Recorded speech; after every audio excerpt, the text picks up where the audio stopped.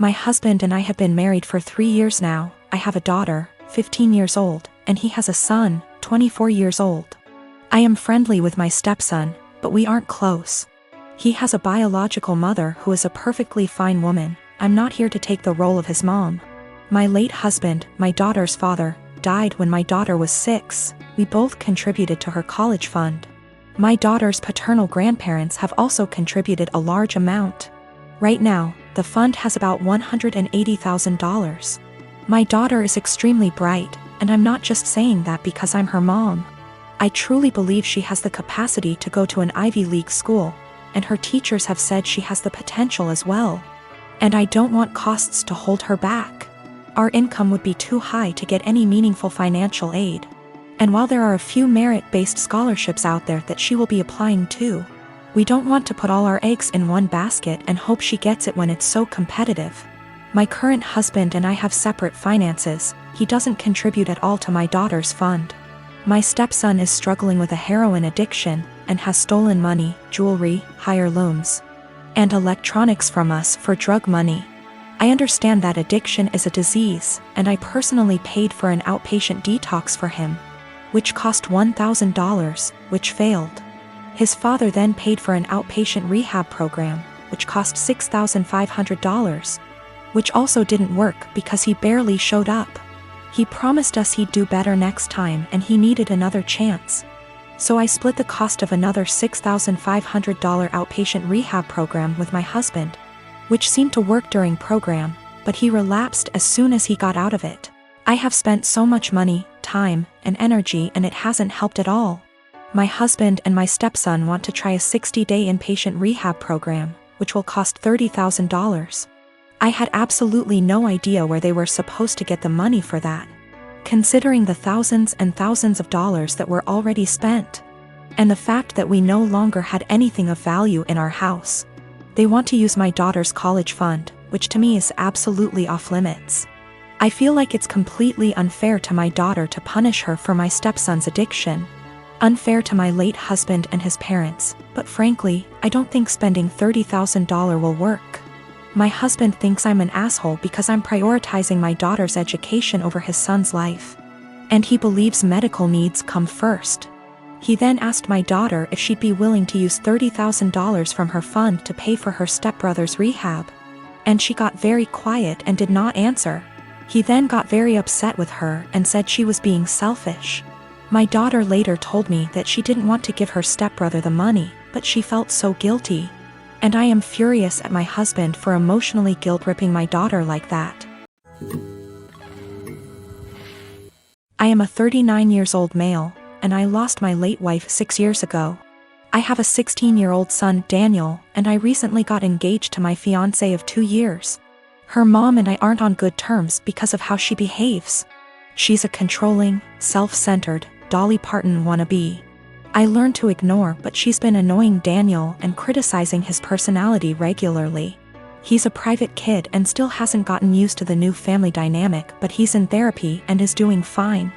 She keeps diagnosing him left and right, calling him antisocial, autistic and other crap. Fact is, Daniel is a shy, well-mannered kid, but people confuse that with being antisocial. Mother-in-law tried several times to force Daniel to open up by embarrassing him with personal questions on family dinners and test his personality type. I've realized the effect her behavior had on Daniel, so I gave him the choice to no longer be in the same room / house as mother-in-law, and he appreciated this a lot. Mother-in-law didn't like that Daniel kept his distance and no longer visits and kept ing about how spoiled he will become for her daughter to deal with. I told her to stop bringing it up, but she cried, "I'm just doing this for Danny." Last week she visited unexpectedly, wanting to say hi to Daniel. After Daniel greeted her, he went into the bathroom and she went into the living room with my fiancé. I was in my bedroom when Daniel came and said his journal was gone.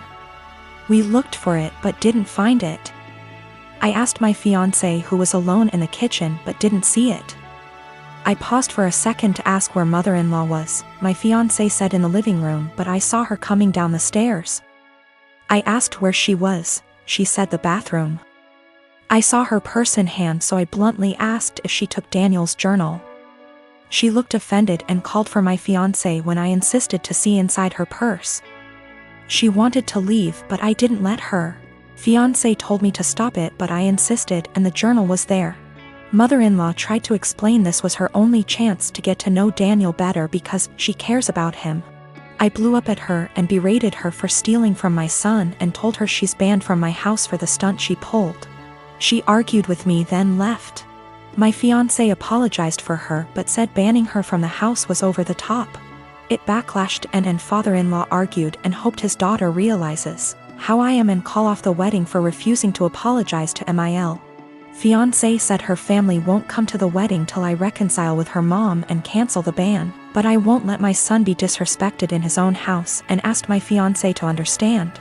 I'm refusing to reconcile but am aware this could ruin my relationship with all my in-laws, not just mother-in-law, and my fiancé thinks I'm selfish to cause drama.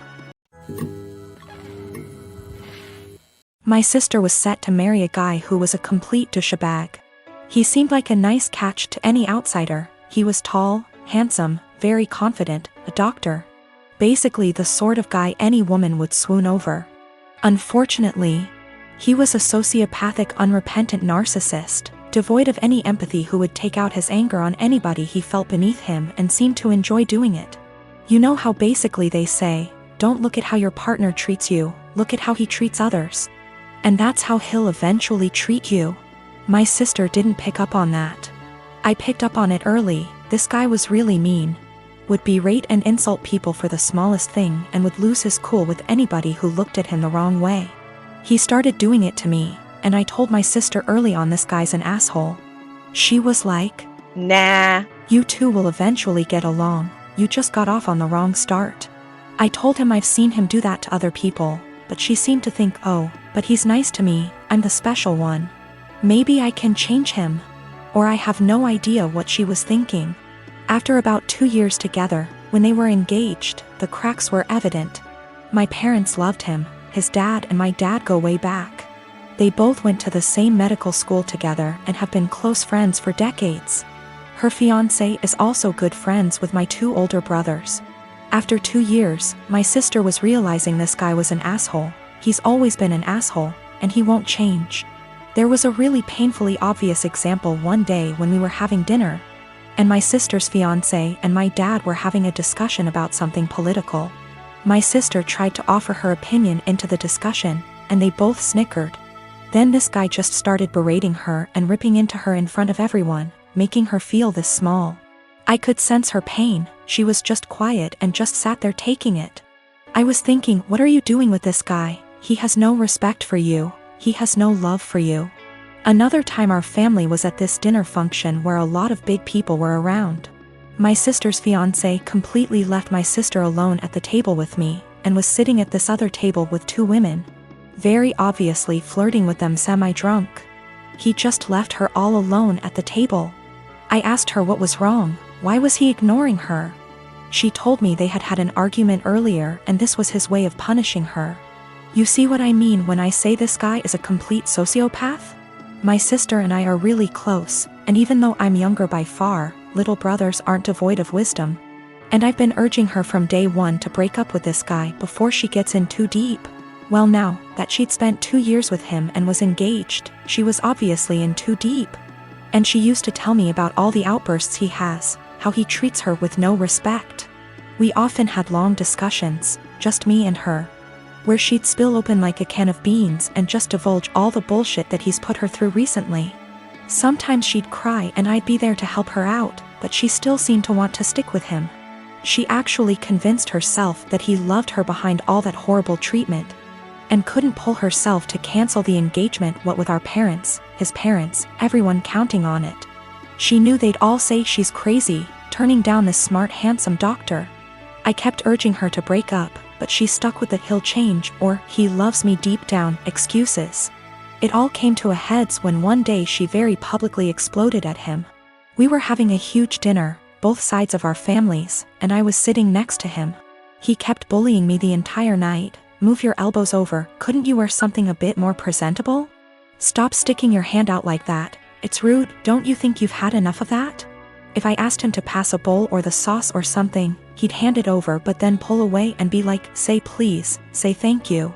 He was smiling the entire time, laughing. My 2 older brothers were also snickering. They didn't seem to mind this guy was publicly bullying me and having fun with it. He and my dad started having one of their conversations again. And my dad started airing out all his general frustrations and disappointments regarding me. And they started both talking about my life openly in front of me. Her fiancé then turned to me and started openly lecturing me, and when I tried to ignore him, "Hey, are you listening to me? What's the matter with you? Your dad never taught you any respect?" My sister just then basically exploded. She was sitting at the other side of the table, guessing she didn't want to be near him. But she was watching what was going on the entire time. My sister just then basically exploded. She was sitting at the other side of the table, guessing she didn't want to be near him. But she was watching what was going on the entire time. My fiancé and I moved in together shortly before we got engaged. Before we did, we discussed how we'd split the housework and bills. 50/50 down the middle with some wiggle room for when the other needs help. When we moved, it was into her parents' 2-story garage that they converted into basically an apartment. They offered a low rent, $700 total, and pitch in for the electric and internet so we could save money for our own place and wedding. My fiancé earns more than me and that's cool, I'm proud of her. Before we moved in together it always seemed like she was living paycheck to paycheck, and I chalked it up to the apartment she had prior having insane high rent. She stuck to the 50/50 arrangement at first concerning bills, but she missed often and I had to remind her about it. Post-engagement, she's back to living paycheck to paycheck, either missing or very late with her part of the rent monthly. The 2 utilities we pay, groceries, late with her car payment. Her parents have talked to me multiple times about rent and I've covered her missing portion to get us caught up. And then try talking to her. It always turns into her saying we should just move if her parents are going to hound us. I told her we're lucky it's her parents because anywhere else would have kicked our asses out. On top of that, I pay my own bills, do about 65% housework, arrange and pay for most of our dates and vacations. Gifts for her, pay most towards our pets. I've suggested a financial coach, but what kicks me is whenever we're around others. She boasts about being the breadwinner since she earns more. Goes on about the stresses of being the main source of income, all the hours she has to work to pay all our bills. I was letting it slide until few days ago we were at a get-together. She and her sister started up again about her being the breadwinner. Her sister said something to the effect of her ex-boyfriend had a hard time being with someone who earned more, and my fiancé went, "Good thing OP doesn't mind me bringing home the pay." I told her just because she earns more doesn't make her the breadwinner when she blows it all on herself and I'm paying most the bills. She's embarrassed now and keeps saying I made her look bad and got her in trouble with her parents, because they want to see what she spends her money on each month, but I don't think I did anything wrong. Last night I was ready to just postpone the engagement, as of this morning after a lot of talking and things coming to light. We are broken up. She insisted we could afford her purchases based off our total incomes. Her parents were under the impression she was also paying off my student loans, my car, my phone, and paying for our vacations. She didn't get evicted from her last apartment, but she was late with her rent often enough that they weren't going to renew her lease. So she didn't suggest us moving to a bigger apartment at her building. Biggest nope, I'm out. The monthly take-home amount she told me was what she earned before wage garnishment kicked in addition to mass debt. She's been doing some online stuff to make up for the money she loses due to that. I got the ring back.